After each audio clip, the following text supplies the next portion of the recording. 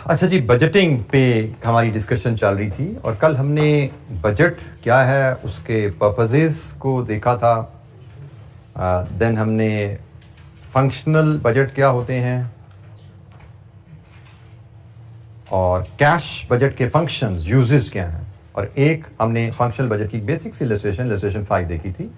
तो कल की डिस्कशन से कोई क्वेश्चन, कोई सवाल? अच्छा जी, कुछ बेसिक सी इलस्ट्रेशन और देखते हैं, then we will move towards examiner question. मैंने आपको शुरू में भी बताया था कि बजटिंग में we don't have much to discuss, क्योंकि बजटिंग में बेसिक्स आपके जो रिलेशनशिप हैं, फॉर्मेट्स हैं, आपने फाइनेंशियल अकाउंटिंग अक्सर सीखे हुए हैं, कुछ कॉस्ट अकाउंटिंग में सीखे हुए हैं, वही यूज होने हैं। और इसके अलावा you need to have skill of reading the question well, क्योंकि मेरी नज़र में अगर आपको एबीसी अकाउंटिंग के फॉर्मेट्स की आपको आती है तो बजटिंग सिर्फ reading the statements and translating statements into number. मैं इसको हमेशा से ये समझता हूं कि स्टेटमेंट्स में उसने लिखा होता है, फॉर एग्जांपल मैंने आपको बताया हमारा topic budgeted profit and loss का होता है, जिसमें से कहा जाता है पीएनएल बनाई अगले साल का। उसने आपको सवाल में बताया होगा कि पिछले साल सेल्स आपकी इतनी थी, अगले साल प्राइस इतनी बढ़ जाएगी, अगले साल वॉल्यूम इतना बढ़ जाएगा। तो भाई पिछले साल की सेल्स में प्राइस चेंज, वॉल्यूम चेंज डालो, अगले साल की सेल्स आ जाती है। मतलब इट बिकम्स दिस सिंपल। अगर आप सवाल पढ़ रहे हो, सब कुछ सवाल के अंदर मिलेगा। आपको सिर्फ एबीसी पता होनी चाहिए, बेसिक्स फॉर्मेट्स की और कॉन्सेप्ट की। तो हम एक और इलस्ट्रेशन देखते हैं जी, इलस्ट्रेशन 7। ये मास्टर बजट के ऊपर है। मास्टर बजट में मैंने आपको बताया था जी 3 डॉक्यूमेंट्स बनती हैं। Prepare the following documents, following budgets for the 6 month ending 31 December 2026, cash budget, budgeted profit loss, balance sheet. In 3 documents को कलेक्टिवली हम मास्टर बजट कहते हैं। तो हम सवाल पढ़ते हैं, फिर इनके इंडिविजुअल फॉर्मेट्स पे और कोई जो कॉन्सेप्ट अंडरलाइन उनको भी डिस्कस कर लेंगे। Hashim Limited is in the process of preparing master budget for the 6 months ending 31st December 2026. The balance sheet as at 30th June 2026, मतलब जो 6 महीने 30 जून की बैलेंस शीट हमें गिवन है और उससे अगले 6 महीने की हमें बजट बनाना है, is estimated as under paid up capital, accumulated profits, current liabilities में trade creditors, other creditors, इधर आपके fixed assets, less accumulated depreciation, then there are stocks, trade debtors and banks। ये आपकी balance sheet, assets and liabilities match हुए आपके। The budget committee has derived the following trading forecast for the 6 months ending 31st December X6। Trading forecast अगले कुछ अरसे की, मई जून का actual data given है और जुलाई से दिसंबर यकीनन फोरकास्ट है। सेल्स इन यूनिट्स क्या होंगी, परचेजेस रुपीज में क्या है, वेजेस एंड सैलरीज रुपीज में क्या है, ओवरहेड्स एक्सक्लूडिंग डेप्रिसिएशन वो क्या है। You are given the following information. Selling price in May was 6 rupees per unit and this is to be increase to 8 rupees per unit in October. Units यहां पे given है, price की कहानी इधर आ गई। 50% of the sales are for cash and 50% on credit to be paid 2 months later। ठीक हो गया जी। मंथली सेल में से 50% कैश के अगेंस्ट, कैश सेल का मतलब जिस महीने सेल उसी महीने पैसा मिला। क्रेडिट सेल्स जिस महीने सेल उसके 2 महीने बाद पैसा मिला आपको। Purchases are to be paid for 2 months after the purchases. Wages and salaries are to be paid as follows, 75% in the month incurred and 25% in the following month। Overheads are to be paid 1 month in arrears. Fixed assets are to be paid for in 3 equal installments. Fixed assets are to be paid for in 3 equal installments in the 3 months following the purchase. Dividends are to be paid 3 months after they are declared, and receipts from the share issue are budgeted to be received in the month of issue. Depreciation on fixed asset for 6 months ending 31st December 2026 is to be charged rupees 8,500.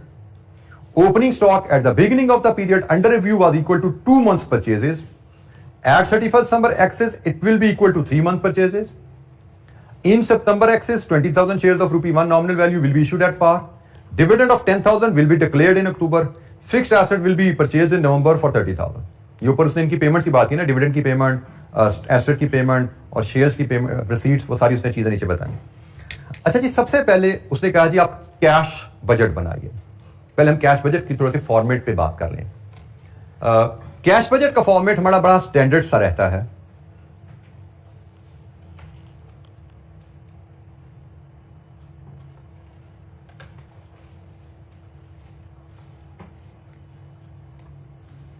PNL और balance sheet के budget format से आप generally आप familiar हैं। Cash budget का format मैं आपको थोड़ा सा हाईलाइट कर दूंगा। पहली बात, कल जैसे हम जब बजट पीरियड की बात कर रहे थे, वहां पे मैंने आपसे कहा था कि बजट पीरियड यूजुअली साल हो सकता है, क्वार्टर हो सकता है, जैसे यहां पे 6 मंथ्स भी हैं। तो अगर हमें पीएनएल बजटेड बनाने को कहा जा रहा है तो 6 मंथ पीरियड का पीएनएल बनेगा, 6 मंथ की सेल, 6 मंथ की cost of sale and so on, एक पीएनएल का कॉलम बनेगा। अगर हमें बैलेंस शीट बजटेड बनाने को कहा जा रहा है तो 31 दिसंबर की एक ही बैलेंस शीट बनेगी, 31 दिसंबर 2026 की एसेट्स एंड लायबिलिटीज। लेकिन जब 6 महीने का कैश बजट बनाने को कहा जाता है तो कैश बजट की रिक्वायरमेंट थोड़ी सी डिफरेंट होती है। कैश बजट में इफ द डाटा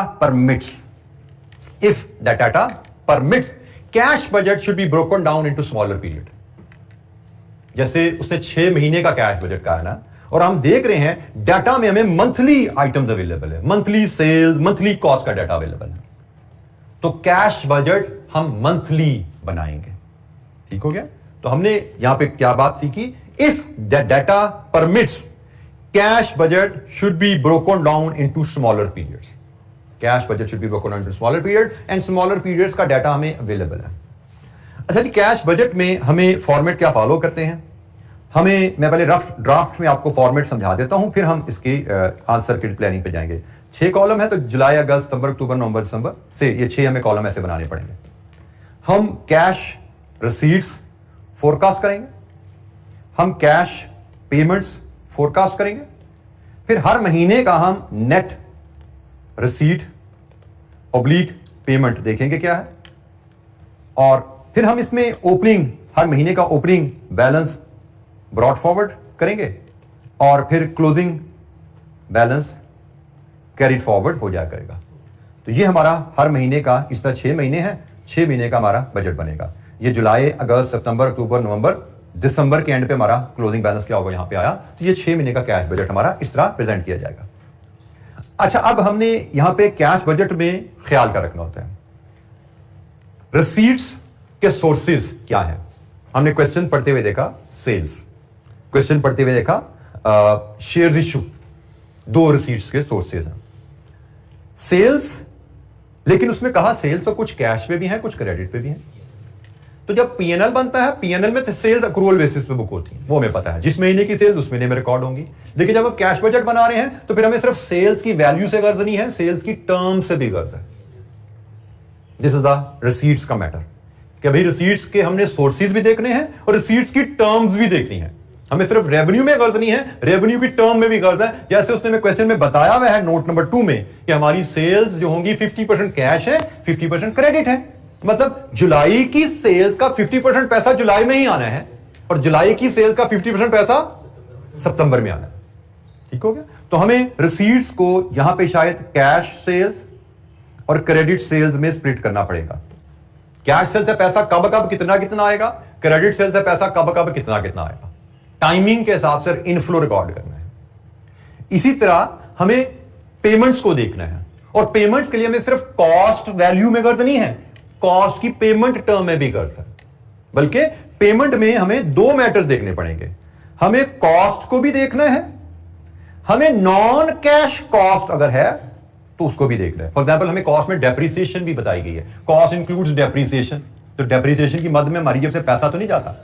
पीएनएल के लिए तो वो कॉस्ट जरूर है, but that is not cash cost. तो हमने कॉस्ट देखनी है, उसमें अगर कोई नॉन कैश कॉस्ट है तो उसको माइनस कर देना है। हम कैश कॉस्ट को देखते हैं और फिर कैश कॉस्ट की पेमेंट टर्म्स को देखते हैं कि जुलाई का खर्चा है, पे कब होना है, जिस महीने पे होना है उस महीने उसकी पेमेंट हमने रिकॉर्ड करनी है। तो ये जनाब कैश बजट की बेसिक सी कहानी। फॉर्मेट होगा, क्वार्टर वाइज उसने कैश डाटा दिया तो क्वार्टर वाइज कैश बजट बन जाएगा, मंथ वाइज डाटा दिया तो मंथ वाइज कैश बजट बन जाएगा। रिसीट्स की आइटम आइडेंटिफाई करेंगे, और रिसीट्स में हम सोर्सेज ऑफ रिसीट्स भी जानना चाहते हैं, टर्म्स ऑफ रिसीट भी जानना चाहते हैं।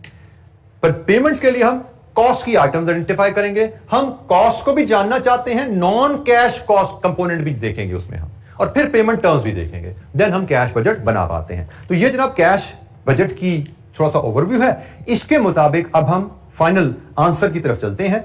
हमारा पहला पार्ट है कैश बजट का, जिसमें हमें 6 महीने का कैश बजट बनाने हैं। तो let's draw 6 column, July, August, September, October, November and December.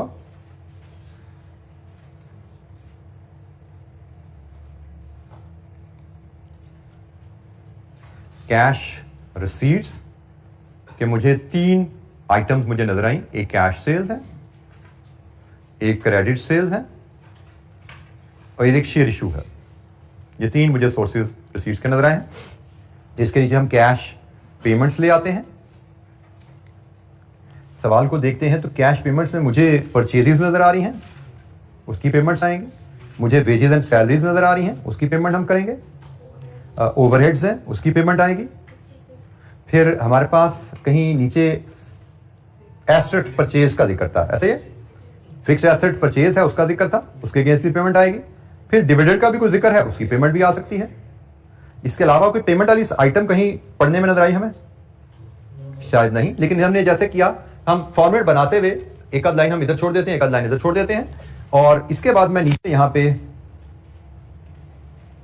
Net receipt oblique payment, फिर opening balance brought forward and then closing balance carried forward.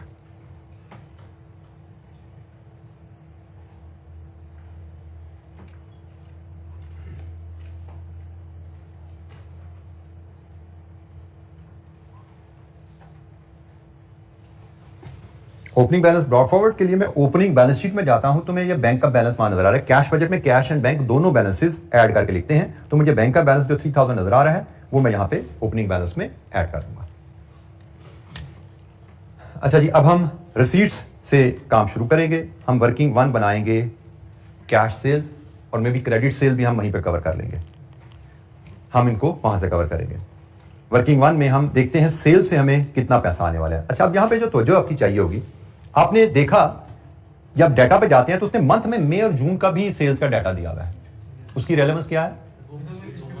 क्योंकि मई की सेल्स की जो क्रेडिट सेल थी ना, उनका पैसा जून जुलाई में आना, जुलाई का बजट तो हम बना रहे हैं ना, तो हमने जुलाई के महीने में रिसीट्स पीछे से बेशक आ रही हो, कैश इनफ्लो जुलाई में कहां से आना वो रिकॉर्ड करना है। इसी तरह जुलाई के महीने की पेमेंट्स भी पीछे से आ रही होंगे ना, तो हम शुरू करेंगे। हम सेल्स का रिकॉर्ड जब बनाने जाएंगे तो यहां पे चूंकि उसने 8 महीने दिए हुए हैं, तो हम 8 महीने की सेल्स बनाएंगे, उसके हिसाब से फिर हम रिसीट्स आइडेंटिफाई करेंगे। तो पहले हम सेल्स बनाते हैं 8 महीने की, मई से लेकर दिसंबर तक, फिर सेल से हम रिसीट्स की तरफ जाएंगे।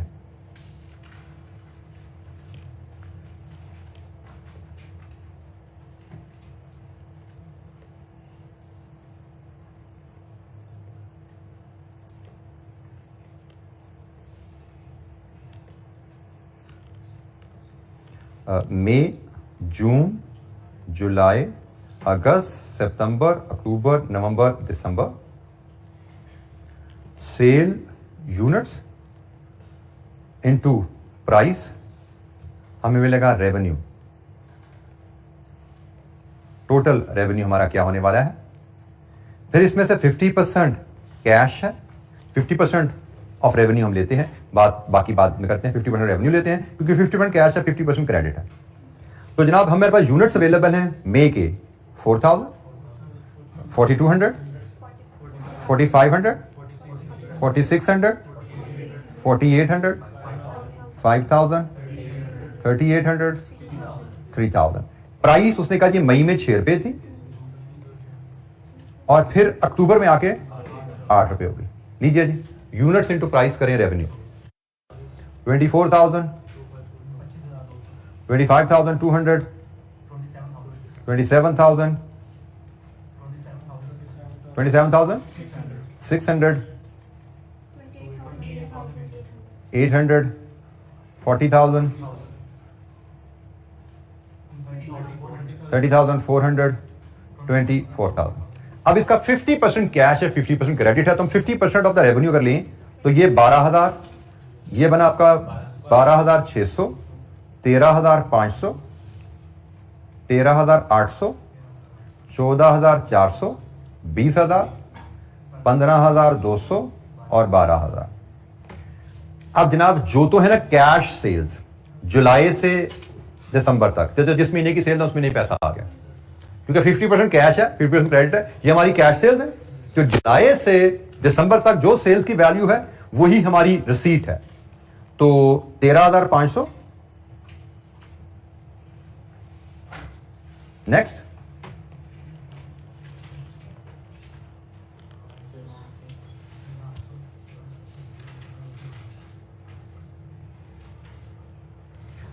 $13,500 के बाद है जी आपकी फिगर 13,800, फिर आपकी 14,400, देन 20,000, और फिर आपकी 15,200 और 12,000। अच्छा जी, ये तो आपकी कैश सेल आपकी। इसके बाद आप एक वर्किंग बना लीजिए, recovery from credit sales. Credit sale का हिसाब क्या 2 महीने बाद होती है। ये जो मई की सेल है ना, इनका पैसा आना है जुलाई में, और इसी तरह जो जून की सेल है उनका पैसा आना है अगस्त में। तो जनाब 12,000, 12,600, 13,500, 13,800, 14,400 और 20,000। ये दो जो क्रेडिट सेल्स हैं, इनका पैसा अगले पीरियड में जा रहा है, हमारे कैश बजट में फॉल नहीं करता, तो हमने उसको कंसिडर नहीं करना। ठीक है जी। कैश बजट का मतलब है कि भाई जिस पीरियड का कैश बजट बना रहे हो उस पीरियड की रिसीट्स। अब ये सेल्स जरूर हैं, ये आपकी सेल्स जरूर हैं इस पीरियड की, बट रिसीट नहीं है। सेल्स हैं, पीएनएल में रेवेन्यू में आएंगी, लेकिन कैश बजट में रिसीट में नहीं आएंगी। ठीक है, तो ये हमारी जनाब credit recovery from credit sales आ गए। जुलाई में 12,000, अगस्त में 12,600, 13,500, 13,800, 14,400 और 20,000। सेल्स के against receipts, cash sales, credit sales, terms of sales के हिसाब से हमने कैश इनफ्लोज प्लान कर लिया। अच्छा जी, फिर आप नोट नंबर पढ़िए 10। इन सितंबर X6, 20,000 shares of ₹1 nominal value will be issued. मतलब 20,000 रुपए के शेयर इशू किए जाएंगे। और इसके साथ ही अगर आप पढ़ लीजिए नोट नंबर 7 का दूसरा हिस्सा, receipts from share issue are budgeted to be received in the month of issue. मतलब 20,000 शेयर आपने सितंबर में इशू किए, 20,000 शेयर के अगेंस्ट पैसे आपको सितंबर में आएंगे, और वो पैसे होंगे 20,000 रुपए। 20,000 शेयर 1 रुपए के हिसाब से ये रिसीट आ गई। तो जनाब ये आपकी टोटल रिसीट बन गई। अब आ जाइए पेमेंट्स के ऊपर। सबसे पहले परचेजेस की बात करें तो परचेजेस का कॉलम मई से लेके दिसंबर तक का डाटा आपको गिवन है, और नोट नंबर दिया हुआ है 3 परचेजेस की पेमेंट टर्म के लिए। परचेज की पेमेंट टर्म है purchase are to be paid for 2 months after the purchase. मतलब जुलाई में जो पेमेंट होगी वो मई की परचेज की होगी। तो जनाब मई की परचेज आपके सामने आ रही है 12,000। परचेजेस पेमेंट को हम आउटफ्लो शो कर देते हैं 12,000। जून की परचेजेस 13,000 अगस्त में पे हुई। जुलाई की परचेजेस 14,000 सितंबर में पे हुई। अगस्त की परचेजेस 18,000 अक्टूबर में पे हुई। सितंबर की परचेजेस 16,000 नवंबर में पे हुई, और अक्टूबर की परचेजेस 14,000 दिसंबर में पे हुई। नवंबर दिसंबर की परचेजेस हमारे बजट के बाद पे होनी है, हमारे बजट में वो पेमेंट शो नहीं होगी। पीएनएल बनाएंगे वहां पे परचेजेस शो करेंगे नवंबर दिसंबर में, लेकिन कैश पेमेंट नहीं है। कैश पेमेंट हमारी मई से लेके अक्टूबर तक की परचेजेस, क्योंकि 2 मंथ्स का हिसाब है। वेजेस, मंथली वेजेस उसने दी हुई हैं, और वेजेस का नोट है 4। Wages and salaries are to be paid as follow: 75% in the month incurred and 25% the following month. इसलिए हम एक छोटी सी वर्किंग बना लेते हैं, वर्किंग 2। वेजेस के बारे में हमने सीखा कि भाई हमने 75% of same month of current month, 75% of current month पे होनी है, और 25% ऑफ प्रीवियस मंथ पे होनी है। तो जनाब इसके हिसाब से हम 6 महीने का बजट बना लेते हैं। जुलाई, अगस्त, सितंबर, अक्टूबर, नवंबर एंड दिसंबर। ठीक है जी, 6 महीने का हमने कैशमेंट बनानी है। जुलाई में 75% ऑफ जुलाई पे होनी है। 75% ऑफ जुलाई कितनी है? जुलाई की सैलरी है 8,000, 75% बना 6,000। इसी तरह अगस्त का 75, 7500, सितंबर का 75, 7500, अक्टूबर का 75, 7500, नवंबर का 75, 9000, दिसंबर का 75, 9000। हर महीने के खर्चा का 75 उसी महीने चले जाना है और हर महीने के खर्चे का 25 अगले महीने जाना है। मतलब जुलाई के खर्चे का 25 अगस्त में गया, अगस्त के खर्चे का 25 सितंबर में गया, सितंबर के खर्चे का 25 अक्टूबर में गया, अक्टूबर के खर्चे का 25% नवंबर में गया और नवंबर के खर्चे का 25% दिसंबर में गया। और इसी तरह जून के खर्चे का 25, जून का खर्चा 8000 उसका 25।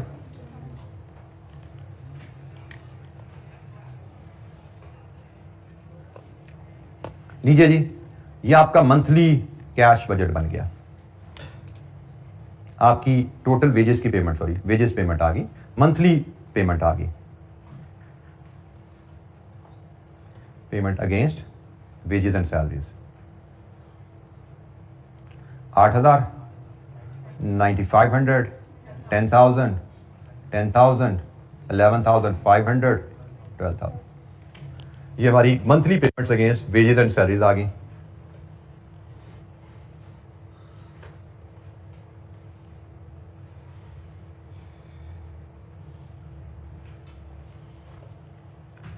अच्छा जी, इनको अब हम रिकॉर्ड कर लेते हैं पेमेंट्स में वर्किंग 2 के हिसाब से। यहां पे 8,000, 9,500, 10,000,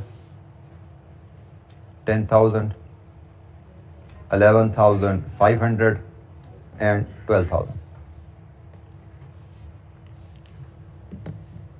जैसे उसने लिखा, हमें बेसिक असूल पता है कि हमें कॉस्ट चाहिए, नॉन कैश कास्ट एलिमेंट है उसको देखना है और पेमेंट टर्म्स को देखना है। तो यहां पे परचेजेस में भी नॉन कैश एलिमेंट नहीं था, वेजेस में भी नॉन कैश एलिमेंट नहीं था, सिर्फ कॉस्ट और पेमेंट टर्म्स को मिला के हमने पेमेंट्स बना ली। ओवरहेड्स उसने ऑलरेडी एक्सक्लूडिंग डेप्रिसिएशन, मतलब नॉन कैश के बगैर दिया है, ठीक है, तो उसमें भी नॉन कैश का इशू नहीं है। तो सिर्फ कैश कॉस्ट हमें गिवन है और इसका नोट है, note number 5, overheads are to be paid 1 month in arrears. मतलब जून वाला खर्चा पे होगा जुलाई में, तो दैट्स इट। जुलाई में गया, जुलाई अगस्त सितंबर 7,000, जुलाई अगस्त सितंबर में 7,000 पे हुआ। उसके बाद नहीं, एक और 7,000 रहेगा ना, जून जुलाई अगस्त सितंबर एक और 7,000 गया, आखिरी 2 महीने 8,000। एग्री जी। दिसंबर का जो खर्चा है वो जनवरी में पे होना है, जनवरी का बजट हम नहीं बना रहे, हम दिसंबर तक का बजट बना रहे हैं। फिक्स्ड एसेट के लिए आप पढ़ेंगे पहले note number 12। Fixed asset will be purchased in November for 30,000। नवंबर में 30,000 का फिक्स्ड एसेट खरीदेंगे। फिर आप इसके लिए नोट पढ़ेंगे 6, fixed asset are to be paid for in 3 equal installment in 3 months following the purchase. मतलब परचेज के अगले 3 महीनों में 3 माहाना किस्तें पे होनी है। मतलब नवंबर में आपने एसेट खरीदा तो किस्तें जाएंगी दिसंबर, जनवरी, फरवरी, तो हमारे पीरियड में तो गई सिर्फ दिसंबर। तो जनाब आपकी फिक्स्ड एसेट की किस्त जाएगी सिर्फ एक, और वो जाएगी 10,000 की दिसंबर में। एसेट खरीदा गया है नवंबर में, लेकिन कैश फ्लो पेमेंट सिर्फ 10,000 की हुई दिसंबर में, बाकी पेमेंट जनवरी फरवरी में जानी है, वो हमारा कैश बजट पीरियड नहीं है। डिविडेंड, डिविडेंड के लिए आप नोट पढ़ेंगे 11 पहले। Dividend of ₹10,000 will be declared in October, declared in October. फिर पढ़ेंगे note number 7, dividend are to be paid 3 month after they are declared. Declared हुआ अक्टूबर में, अक्टूबर के बाद 3 महीने, नवंबर, दिसंबर, जनवरी, जनवरी में पे होना है। इसका मतलब हमारे पीरियड में कोई डिविडेंड पेमेंट नहीं है, हमारे पीरियड में डिविडेंड पेमेंट नहीं आ रही, खत्म होगी बात। दीजिए जी, अब हमारा कैश बजट तैयार हो गया। रिसीट्स सम कीजिए, पेमेंट्स माइनस कीजिए, व्हाट इज नेट? जुलाई, जुलाई का नेट बोलिए।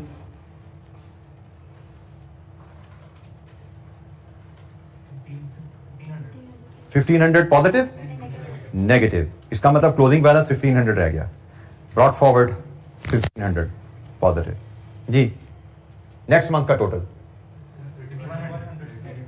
3,100 नेगेटिव, क्लोजिंग हो गया 1,600 नेगेटिव। अच्छा जी, नेगेटिव हो गया जी, इसको हम कैरी फॉरवर्ड किया 1,600 नेगेटिव, 16,000 पॉजिटिव, तो क्लोजिंग बैलेंस इज 15,300 पॉजिटिव। ये कैरी फॉरवर्ड हो गया। मंथ 1,200 नेगेटिव जी, क्लोजिंग 14,000 100 पॉजिटिव, नवंबर 5900 negative, so closing is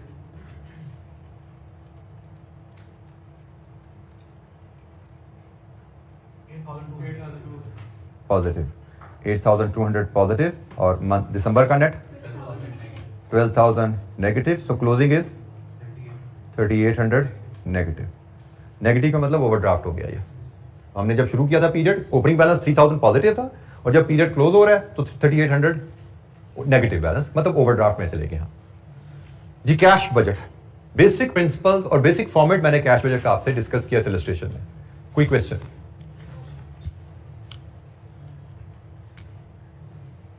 cash budget में हमें यही कुछ चीजें हैं जिनको ख्याल रखना है। कैश बजट हमारा स्मॉलर पीरियड में ब्रेक हो सकता है, मंथ या क्वार्टर्स में।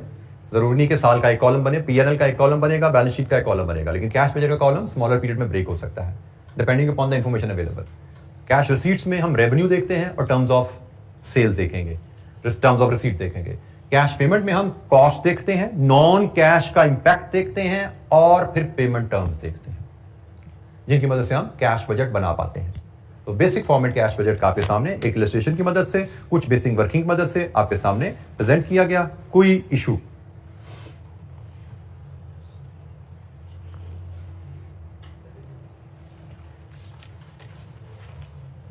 अच्छा, जिसके बाद हमें यहां पे बजटेड पीएनएल बनाना है। बजटेड पीएनएल, कैश बजट हमने बना लिया, बजटेड पीएनएल बनाना है। पीएनएल का फॉर्मेट यहां पे जो हमें नजर आ रहा है, रेवेन्यू की फिगर हमने अभी देखी थी, बना ली थी। फिर हमें नोट नंबर 9 में ओपनिंग स्टॉक और क्लोजिंग स्टॉक का जिक्र है, और परचेजेस का जिक्र है, और कुछ वेजेस एंड ओवरहेड्स का जिक्र है। तो मुझे लगता है शायद हमारे पीएनएल का फॉर्मेट कुछ यहां जो बनेगा, that will be sales less cost of sales, और कॉस्ट ऑफ सेल्स में हमारा opening stock plus purchases minus closing stock plus wages and salaries plus factory overheads, और इसमें don't forget to add depreciation. PNL है ना, तो non cash cost भी आएगी, ठीक है। और हम यहाँ पे डायरेक्ट नेट प्रॉफिट पे आ जाते हैं। अच्छा, यहाँ पे ना हमें ग्रॉस प्रॉफिट और नेट प्रॉफिट में फर्क बताने के लिए प्रोडक्शन और नॉन प्रोडक्शन डाटा में ब्रेकअप किया गया।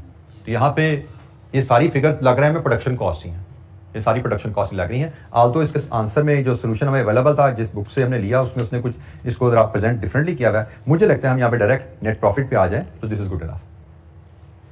तो सेल्स की फिगर तो हम वर्किंग वन से उठा सकते हैं, सेल्स की फिगर वर्किंग वन से उठा सकते हैं, और वो सेल्स की फिगर आपकी है जी जुलाई से लेके दिसंबर तक। ये है जी रेवेन्यू जो पीएनएल में जाना है, ऐसा ही है। टोटल करके बताइए रेवेन्यू आपका पीएनएल में क्या जा रहा है?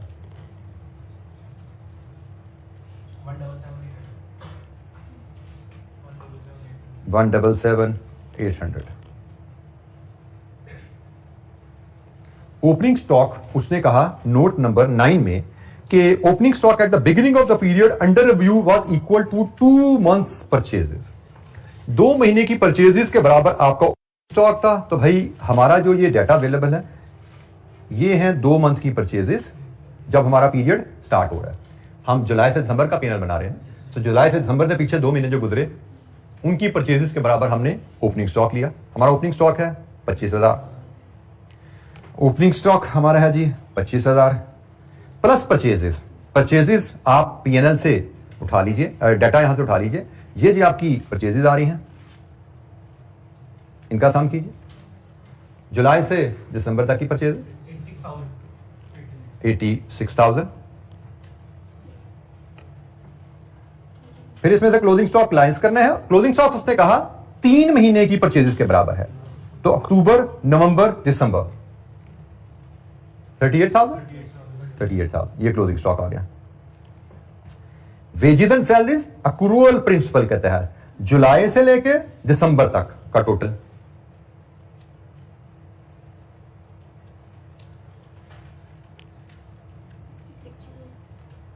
कितना जी?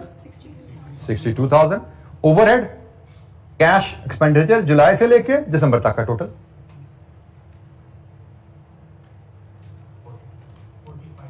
45,000।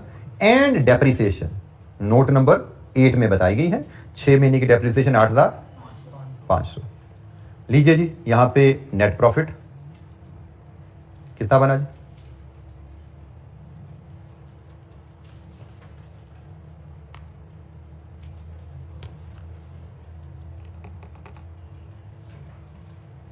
पहले थोड़ी कॉस्ट ऑफ सेल का टोटल बता दीजिए, सेल का टोटल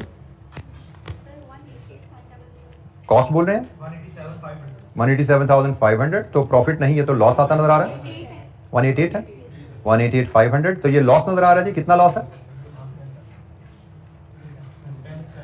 10,700 का लॉस है जी।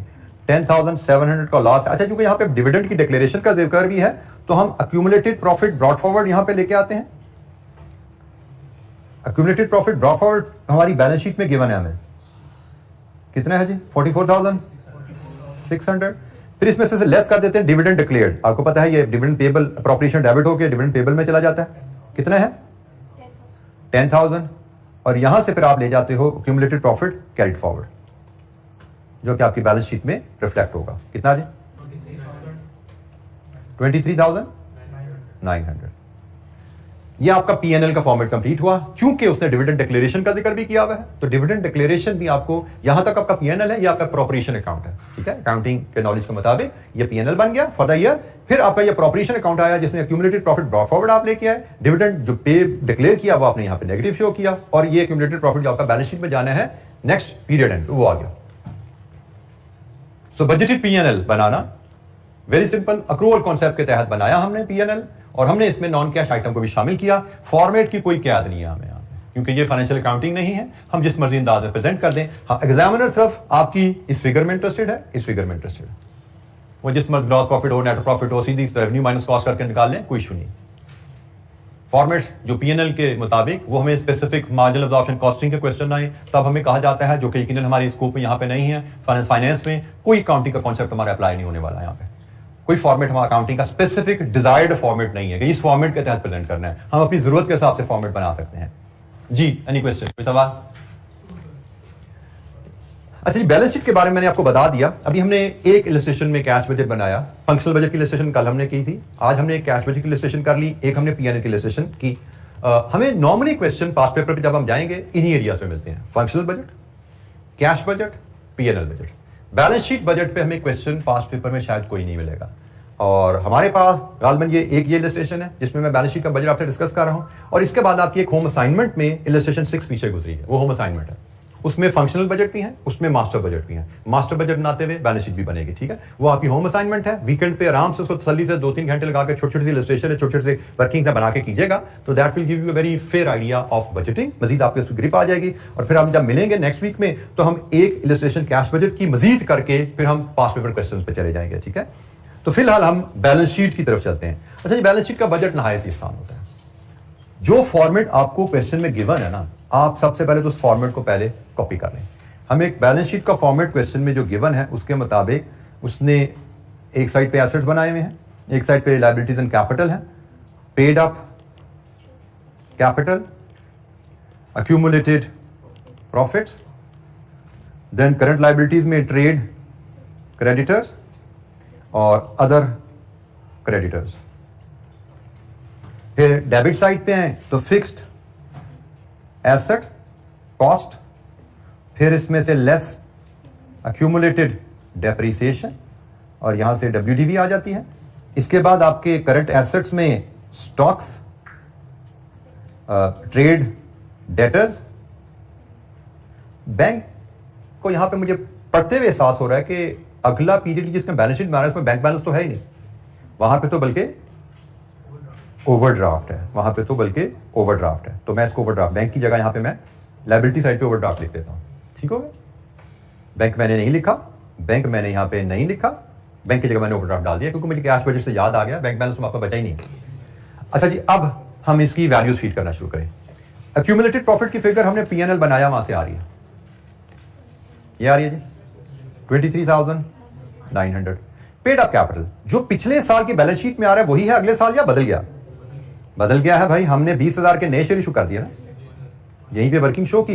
ये लीजिए जी, अगला पेड अप कैपिटल आ गया। ओवरड्राफ्ट कैश बजट से उठा के ले आओ 3800। ट्रेड क्रेडिटर्स, परचेजेस के अगेंस्ट क्रेडिटर्स। हमारी पेमेंट परचेजेस के अगेंस्ट पेमेंट की पॉलिसी नोट नंबर 3, हमने नवंबर और दिसंबर की पेमेंट की, परचेजेस की पेमेंट नहीं की। तो जनाब नवंबर दिसंबर की परचेजेस हैं जी 12,000 जमा 12,000। हमारे ट्रेड क्रेडिटर्स हैं 24,000। अदर क्रेडिटर्स, अदर क्रेडिटर्स में हमारे पास वेजेस के क्रेडिटर्स हैं, हमारे पास ओवरहेड के क्रेडिटर्स हैं, हमारे पास फिक्स्ड एसेट के क्रेडिटर्स हैं, हमारे पास डिविडेंड पेएबल है। यही है ना चीजें, इसके अलावा भी कुछ क्रेडिटर है हमारे। परचेजेस हमने ले ली, वेजेस, ओवरहेड्स, फिक्स्ड एसेट और डिविडेंड। चलें जी, वेजेस, दिसंबर की वेजेस का 25%, यही है वेजेस क्रेडिटर्स हमारे हैं। दिसंबर की वेजेस जो कि बनती हैं 12,000, इसका 25%, 3,000। ओवरहेड्स दिसंबर के पूरे 8,000। फिक्स्ड एसेट 10,000 की किस्त है, इंटू दो किस्तें रहती हैं अभी, 20,000। Dividend payable 10,000। ठीक हो गया, ये सारी चीजें हमने पढ़ी है ना पीछे, तो हमारे लिए बड़ी इजी था इनको आइडेंटिफाई करके यहां फिट कराना। फिक्स्ड एसेट की कॉस्ट 1,40,000। क्या during the year, during next 6 month हम कोई एसेट बाय कर रहे हैं? क्या बाय कर रहे हैं? 30,000 का, बिल्कुल ठीक है जी, 30,000 के एसेट बाय कर रहे हैं। तो 140,000 प्लस 30,000, ये तो फुल बाय किया, कॉस्ट रिकॉर्ड होगी 170,000। ड्यूरिंग नेक्स्ट 6 मंथ हम कोई डेप्रिसिएशन भी चार्ज कर रहे हैं? यस। 14,000 की क्यूमुलेटेड पहले आ रही थी, 8,500 और चार्ज कर दी, 22,000, 500 होगी, 147,500। क्लोजिंग स्टॉक पीएनएल में हमने डाला हुआ है, कितना था? 38,000। पीएनएल में क्लोजिंग स्टॉक डाला ना आपने, ये आपकी बैलेंस शीट में 38,000 आ गया। ट्रेड डेटर्स, आपके डेटर्स जो रह गए वो भी हमने वर्किंग वन बनाई थी, उस पर जाके देखते हैं। ये हमारे डेटर है ना जो जनवरी फरवरी में आने हैं, 27,200, 27,200। I think that's it. Total कर लीजिए, 212,700। दूसरी साइड क्या लिए?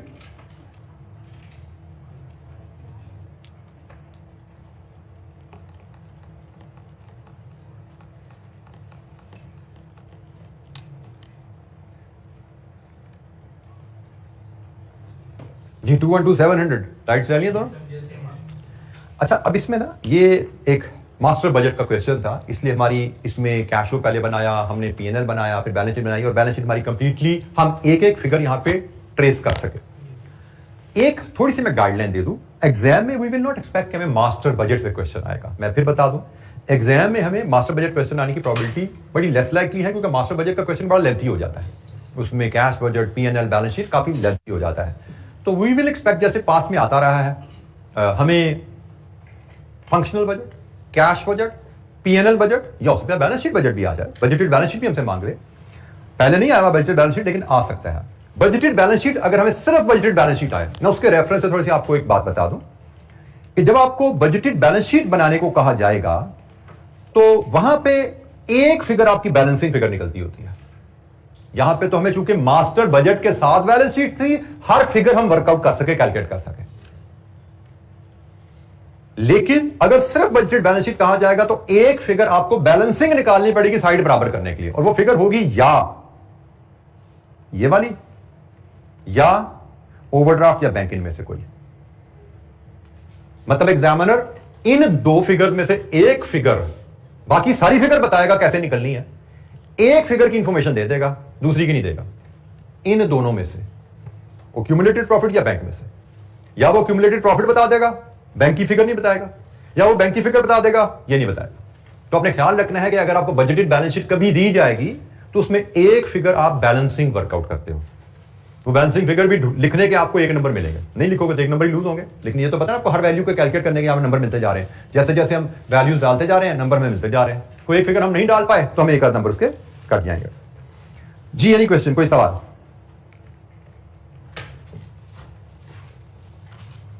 अच्छा जी, आज के लिए इतना ही। हमें चूंकि आगे में इलस्ट्रेशन करनी है, अभी तकरीबन हाफ एन आवर की इलस्ट्रेशन है, हमारे पास सिर्फ 5-6 मिनट रह गए हैं, हम वो नहीं कर सकते। तो नेक्स्ट वीक तो हमारी 3 क्लासेज ही होंगी, बट आई बिलीव, बिल्कुल हाँ, नेक्स्ट वीक हमारी 3 क्लासेज ही हैं, लेकिन उससे अगले वीक में वी विल हैव 6 क्लासेज इंशाअल्लाह। मतलब 6 क्लासेज हम सिर्फ फाइनेंस की, पूरी वीक की क्लासेज फाइनेंस की चलेंगी। मतलब मैं बात कर रहा हूँ वीक स्टार्टिंग 18th नहीं, वीक स्टार्टिंग 25, वीक स्टार्टिंग 25 में we will have all 6 classes. ठीक हो गया? तो ये हमारा प्लान है फिलहाल का। अब हम मिलेंगे इंशाल्लाह नेक्स्ट वीक थर्सडे को, जिसमें हम कैश बजट की एक इलस्ट्रेशन और फिर पास्ट पेपर क्वेश्चन बजटिंग के शुरू कर देंगे। हमारा कोशिश होगी कि नेक्स्ट वीक में हम बजटिंग के मैक्सिमम क्वेश्चन करके बजटिंग के एरिया को जरा क्लोजर की तरफ लेके चलें। और जब हम फुल वीक में मिलेंगे वीक स्टार्टिंग 25, तो वहाँ पे मंडे नहीं तो ट्यूसडे से हम लास्ट चैप्टर हमारा जो रिस्क मैनेजमेंट का है हम उस पर बात शुरू कर रहे होंगे। मंडे तो नहीं, शायद ट्यूसडे से हम रिस्क मैनेजमेंट पे बात शुरू कर देंगे, जो हमारा लास्ट चैप्टर आएगा इंशाल्लाह। तो आज के लिए इतना ही। Thank you very much. अस्सलाम वालेकुम।